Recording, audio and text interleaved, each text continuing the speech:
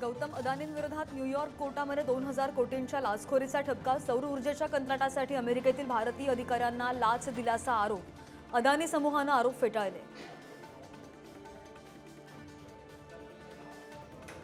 गौतम अदानींना अटक करून चौकशी करा. अदानींच्या चौकशीमध्ये मोदींचं नावही समोर येईल. राहुल गांधींचा दावा.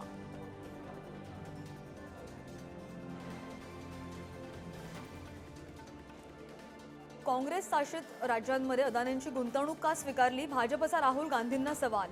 भारतीय अर्थव्यवस्थेची बदनामी करण्याचा काँग्रेसचा डाव असल्याचीही टीका.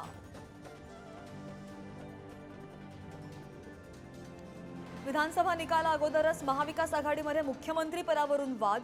काँग्रेसच्या नेतृत्वाखालीच महाराष्ट्रामध्ये सरकार स्थापन होणार. नाना पटोलेंचा दावा. तर संजय राऊत यांचा पटोलेंवर घणाघात.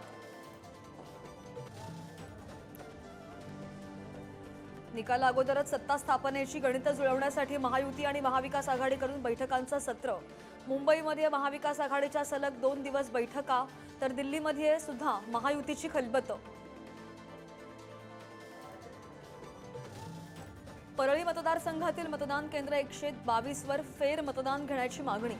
शरद पवारांच्या राष्ट्रवादीचे उमेदवार राजेसाहेब देशमुख यांची मागणी. मतदान केंद्रांवर बोगस मतदान झाल्याचाही दावा.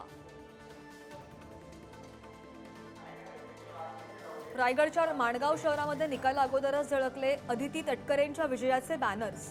अजितदादांच्या राष्ट्रवादीच्या कार्यकर्त्यांकडून विजयाचा गुलाल आपलाच अशा आशयाचे बॅनर्स.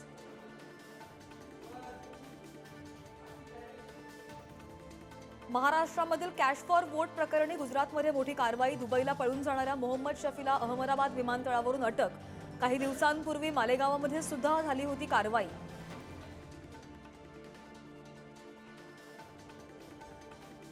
कोल्हापूरमधल्या जाधववाडीत शाळेतल्या प्रार्थनेवरून वाद.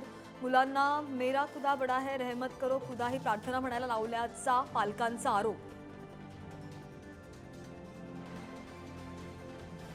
राज्य बोर्डाच्या 10वी आणि 12वीच्या परीक्षांचं वेळापत्रक जाहीर. 11 फेब्रुवारी ते 18 मार्च दरम्यान 12वीची, तर 21 फेब्रुवारी रोजी होणार मार्चमध्ये 10वीची परीक्षा.